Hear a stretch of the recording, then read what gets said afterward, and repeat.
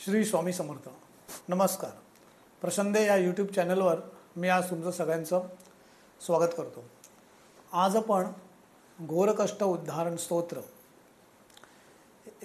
याच्या पठणाने आपल्याला म्हणजे आलेले अनुभव, एक दोन अनुभव मी तुमच्यासमोर सांगण्याचा प्रयत्न करतो आहे.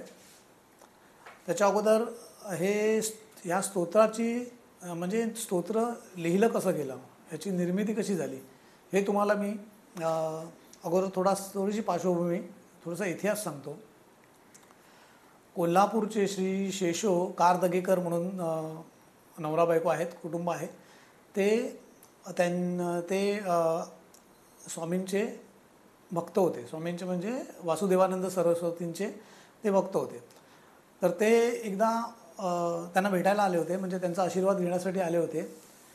आणि त्यांनी स्वामींना सांगितलं, म्हणजे टेंबे स्वामींना, वासुदेवानंद सरस्वतींना सांगितलं की आमच्यावर पुष्कळ कर्ज झालेलं आहे आणि आम्हाला संततीही नाही आहे, तर तुम्ही आम्हाला आशीर्वाद द्या, तुम्ही काहीतरी करा आणि आमचं ह्याच्यातनं निवारण करा म्हणून.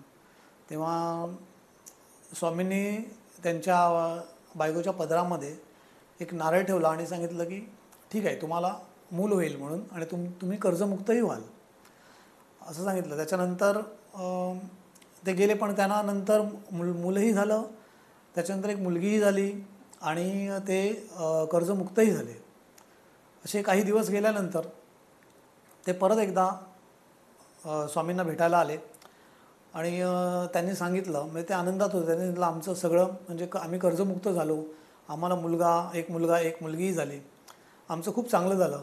परंतु आम्हाला आता असं वाटतं की आमच्यासारखीच अशी कितीतरी माणसं आहेत जगामध्ये की म्हणजे जी दुःखी आहेत, काही ना काही त्यांचे समस्या आहेत, तर त्यांचं निवारण होण्यासाठी तुम्ही काहीतरी म्हणजे एक स्तोत्र वगैरे याची रचना करा म्हणून.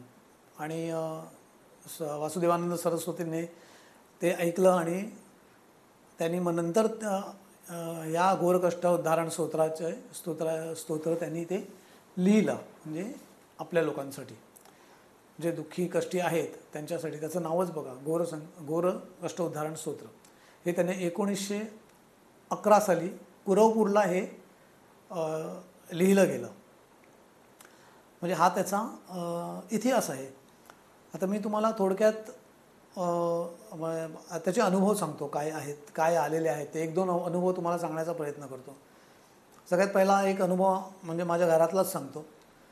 माझी मिसेस म्हणजे बायको एकदा सकाळी पहाटे 4:30च्या सुमारास तिला कानावर शब्द आले की घोरकष्ट उद्धारण स्तोत्र तू वाच म्हणून. तर ती उठली लगेच, म्हणजे हे स्वप्न नव्हतं, प्रत्यक्षात कानावर शब्द आले होते. तेव्हा घोरकष्ट उद्धारण स्तोत्र काय आहे हे सुद्धा आम्हाला तितकंसं काही माहिती नव्हतं. परंतु दत्त संप्रदायामध्ये ह्या स्तोत्राला खूप महत्त्व आहे आणि खूप या स्तोत्रामध्ये खूप ताकद आहे. जर हे मनापासून जर केलं तर खरोखर याचं फळ नक्कीच मिळतं. आणि हे ऐकल्यानंतर मग माझ्या मिसेसने दुसऱ्या दिवसापासून ते वाचायला सुरुवात केली. असे काही दिवस गेल्यानंतर अचानक एकदा आम्हाला घरी फोन आला की बाबांना हॉस्पिटलमध्ये ॲडमिट केलं आहे म्हणून. त्याने अटॅक आला. बाबांना म्हणजे माझ्या सासऱ्यांना. तर आम्ही तेव्हा रात्रीचे 12 वाजले होते, 12 वाजून गेले होते. आम्ही लगेच निघालो आणि आम्ही थेट हॉस्पिटलमध्येच गेलो. तेव्हा आम्हाला कळलं की त्यांना ICUमध्ये ठेवलं होतं आणि डॉक्टरने सांगितलं की त्यांना अटॅक आलेला आहे म्हणून. दुसऱ्या दिवशी पण ते ICUमध्ये होते आणि तिसऱ्या दिवशी त्यांना वॉर्डमध्ये आणलं गेलं.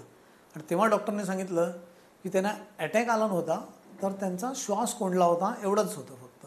म्हणजे आमचं असं मत आहे की ते घोरकष्ट उद्धारण स्तोत्र वाचवण्यासाठी आम्हाला ते सांगितलं गेलं आणि त्याच्यामुळेच हे त्याच्यातनं बाहेर आले. म्हणजे हा आमचा ठाम विश्वास आहे. नाहीतर ते कानावर शब्द येणं आणि मग हे वाचल्यानंतरच ही घटना घडणं आणि त्याच्यातनं डॉक्टरने सांगितलं की अटॅक आला आहे म्हणून, त्याच्यानंतर डॉक्टर सांगतात की नाही, हा अटॅक नव्हता, हे असंच त्यांना श्वास घेण्याचा त्रास झाला होता. म्हणजे ह्याच्यातनं म्हणजे हा एक अनुभव आहे. एक दुसरा अनुभव तुम्हाला सांगतो, तो म्हणजे हा अनुभव मी व्हॉट्सअपवर आला होता, सोशल मीडियावरचा अनुभव आहे, पण त्याच्यानंतर मी जेव्हा छानबीन केली तेव्हा मला कळलं की हा म्हणजे हे खरं आहे म्हणून. तर तो एक अनुभव मी तुमच्यासमोर ठेवतो. हे ऑफिसमध्ये एक संस्था होती. त्या ऑफिसमध्ये एक व्यक्ती होती. त्याचं नाव आता मी विसरलो, आपण त्याला रमेश म्हणूया चला. तर तो एक व्यक्ती रमेश होता आणि त्याचा एक मित्र होता. तर त्या ऑफिसमध्ये दोघांची मैत्री होती आणि त्याचा जो मित्र होता तो नेहमी घोरकष्ट उद्धारण स्तोत्र तो वाचत असेल. हे त्याला माहिती होतं. पण हा रमेश हा थोडासा नास्तिक असल्यामुळे तो ते काय म्हणजे त्याला त्याच्यामध्ये काय हे नव्हतं, इंटरेस्ट नव्हता. पण एकदा काय झालं की अचानक तो आपल्या मित्राला म्हणायला लागला की अरे माझ्यावर खूप मोठं संकट आलेलं आहे. तर मग त्याला एक छोटी मुलगी होती.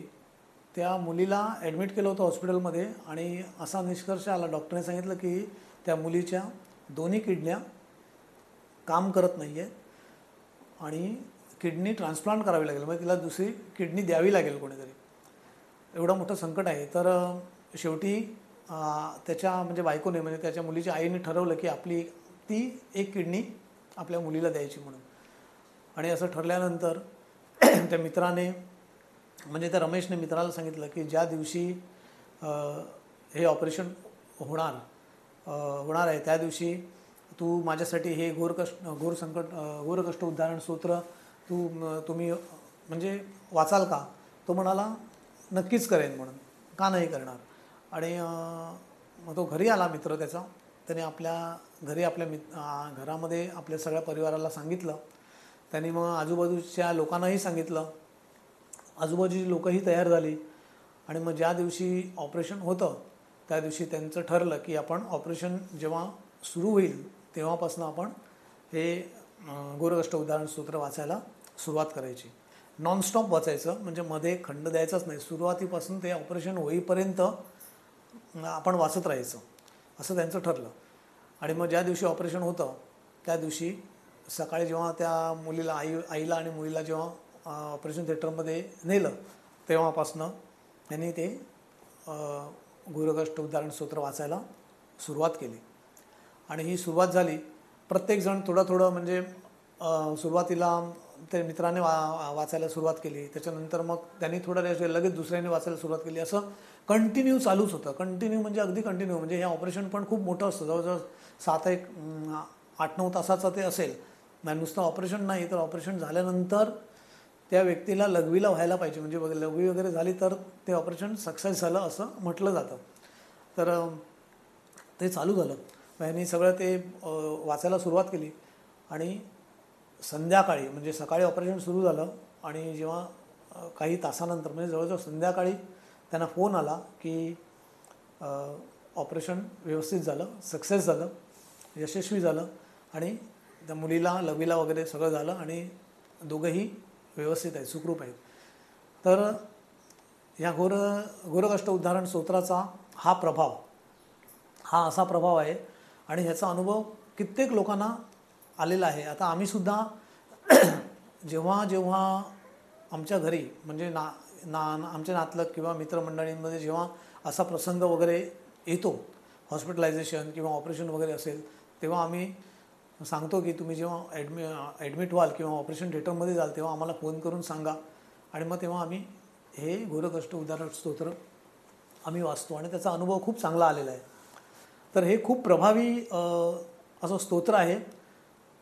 हे तुम्हीसुद्धा हा प्रयत्न करून बघा किंवा नुसताच काही संकट आल्यावरच हे करायचं आहे वगैरे असं नाही. रोज जरी वाचलं किंवा हे केलं तरीही आपल्या नेहमीच्या प्रार्थनेमध्ये जरी हे घेतलं तरी खूप त्याचा उपयोग होतो घोरकष्ट उद्धारण स्तोत्राचा. हे मी तुम्हाला सांगण्याचा थोडंसं म्हणजे हा जो अनुभव आहे हा तुमच्यासमोर मी ठेवला. हा तुम्हाला कसा वाटला? चांगला वाटला असेल तर सबस्क्राईब करा चॅनलला आणि लाईक करा आणि फॉरवर्ड करा. श्री स्वामी समर्थ. नमस्कार.